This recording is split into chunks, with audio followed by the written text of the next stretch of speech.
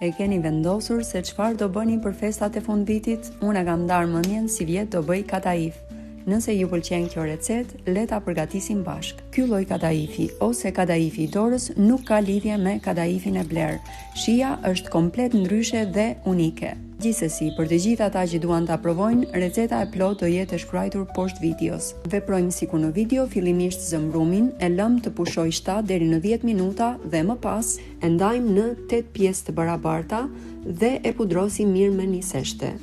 Pjesët e brumit duhet mbahen gjithmonë të mbuluara.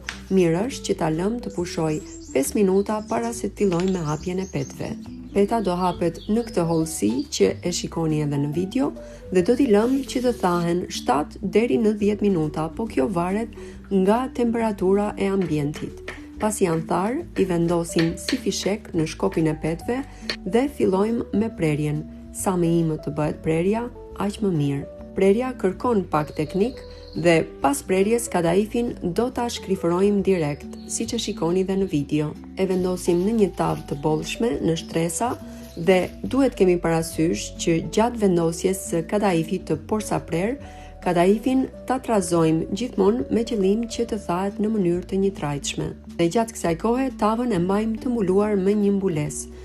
Ky kataif shtrohet i freskët, vendosim shtresën e parë jo më shumë se 1 cm, e lyejmë mirë me gjalp, në mes i vendosim arra të grira, përsipër vendosim shtresën tjetër të kataifit duke e hapur sa më imët.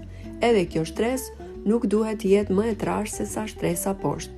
I hedhim gjalp edhe sipër dhe do ta vendosim në furrë të nxehur para kohe të piqet për 30 minuta. Pas 30 minutave do ta kthejmë, mirë është që kataifi të kthehet, me qëllim që të piqet njësoj nga të dy anët, përgatisim një shurup të thjeshtë, edhe receta e shurupit do jetë e shkruar. Kataifi të ftohtë i hedhim shurupin e nxehtë dhe do ta lëmë që të rregjet për 24 orë para se ta konsumojmë. Më pas e dekoroni sipas dëshirës. Ju përshëndes dhe uroj gjithë të mirat.